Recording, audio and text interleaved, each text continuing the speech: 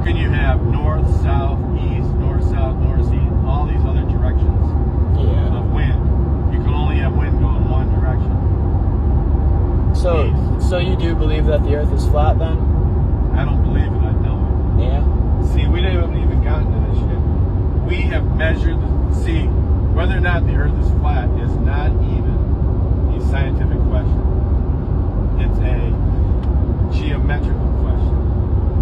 And so based on a 25,000 mile circumference Earth, the Earth is supposedly curving away in all directions by 8 inches per mile squared. So you can't even see through this seat, and that's only 1 inch.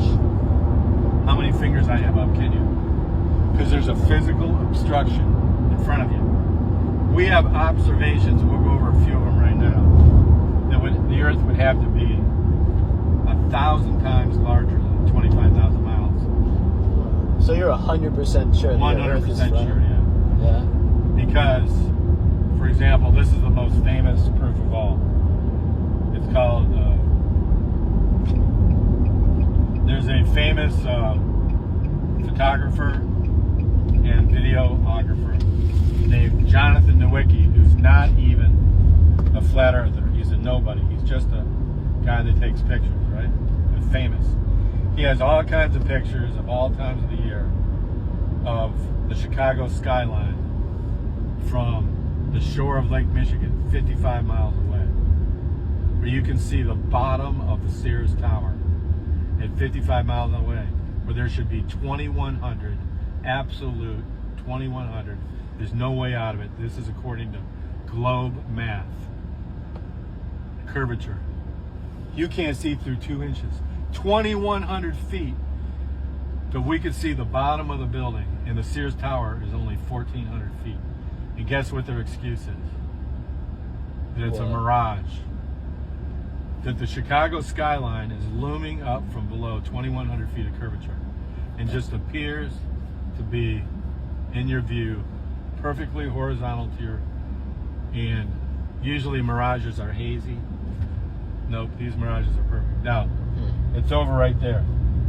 And then we rented it. When I say they, I'm talking about flat earth researchers. These are my brothers. We've all been in it for 10 years. You're coming in the tail end of 10 years of research. We took a boat almost from the beginning, chartered a boat on the shores of Lake Michigan, rented a studio quality motion camera, bolted that thing on the front of the boat, and sailed all the way across 55 miles with the bottom of the Sears Tower in focus the entire time. One of the best observations I think we have most recently is a guy, think of this as a big giant lake right here, right? This guy went out and he put 4 lights, one at 5, 10, 15, and 20 miles away. Then came over here with his snowmobile and his Nikon Super Zoom 1000 camera. And from over here, a couple miles over here, he could see all 4 lights. 5 times 6, 30 feet below the curve. And his camera was only 6 inches above the ice. Now, if you believe you live on a globe, then you have to believe that a lake that big at 20 miles, that there's actually a hump of frozen water that goes, this one over here, 120 feet. That's a 12-story building. There's a hump that far. So the Earth ends at Antarctica pretty much then, right? That's why they won't let you through, you say? Some people believe it's an endless, like we're just in one little pond or puddle, right? And there might be an infinite amount of ponds and puddles and more suns. So you really don't think space is real either? Oh, it's definitely not. No? Yeah, definitely not. So it's water. It's actually water. You think it's water? I know. I don't think I know. Because that's what the Bible says. And I can show you some pictures real quick. Right when I'm Elon Musk, he's crazy, right? He's not going to space. No, you don't think so? No. Do you understand that you cannot have gas pressure without a container? Yeah. That's impossible. Impossible. Right? Yeah. So they can't possibly be going into space. And that's why you don't have to worry. What got this whole discussion started? So when you said aliens are fake.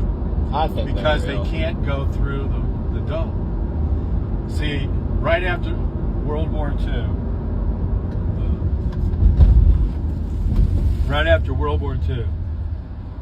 both the United States and Russia had this Thor missile program where they went down there on Cook Island, about 200 miles south of Santiago, Chile, where we're talking about the tip of South America, right? Yeah. And they were both launching nuclear bombs up into testing them. And you can, I've got these videos and everything like that. And you can see the atomic bombs coming up, hitting the dome up there, exploding, detonating, and then you can see light coming, whatever, explosion going on in all directions around the dome. Yeah. And so they fired up 25 or 30 of them. They couldn't blow a hole through that dome.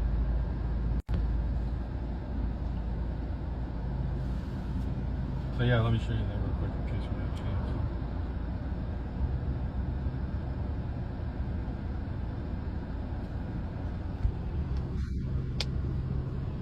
So we didn't even go over this. Let me do this one real quick with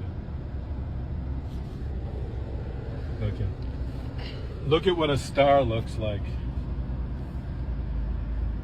So we have hundreds and hundreds of pictures of over 100 stars, and that's what they look like through a Nikon super zoom camera, All right. and not through NASA's. See, let me debunk the sun real quick. Do you know where you're going?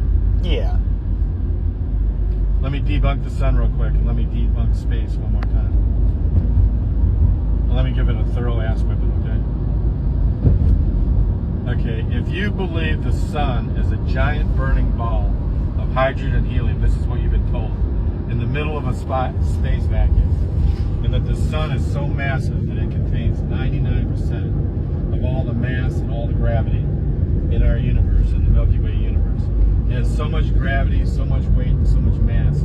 You can hold on to 7 planets, including Pluto, hundreds of millions of miles away. The problem is this: here on Earth, you can Google it, hydrogen and helium are actually the lightest element on Earth. In fact, they defy the fake gravity, and they float up, right? You have to believe that the very thing here on Earth that has the least amount of weight, the least amount of mass, and the least amount of gravity, that would be superheated gases. Think about it. The flame coming out of your propane has absolutely no weight at all, right? They're trying to say that all the gases, and nobody's ever seen this before, collapsed and turned into a giant ball of hydrogen and helium in a vacuum with no container again. You see a pattern here? You got no freaking container for your sun. You got no container for your atmosphere. You got no container for your water that's all upside down. But a flat, stationary Earth with a dome over it solves all your problems. You don't have to make up on a chalkboard all these equations that Einstein had, which he's a total quack, by the way. You get the point, man? Yeah. It's over. The Earth is a level, stationary, topographical, yes, there's hills, plains, and valley. Plain, enclosed with a dome, and that we're at the center of the universe. We're the apple of God's eye.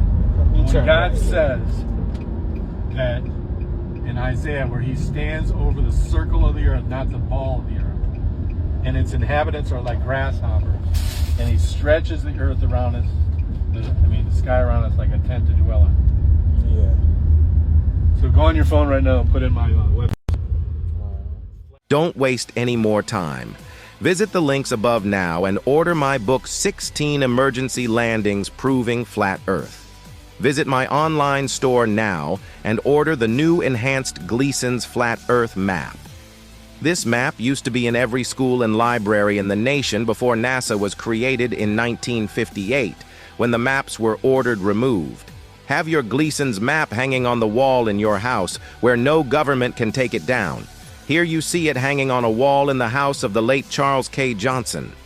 Here is a quote from the book 1984 by George Orwell. Every record has been destroyed or falsified, every book rewritten, every picture has been repainted, every statue and street building has been renamed, every date has been altered, and the process is continuing day by day and minute by minute. History has stopped. Order your map now.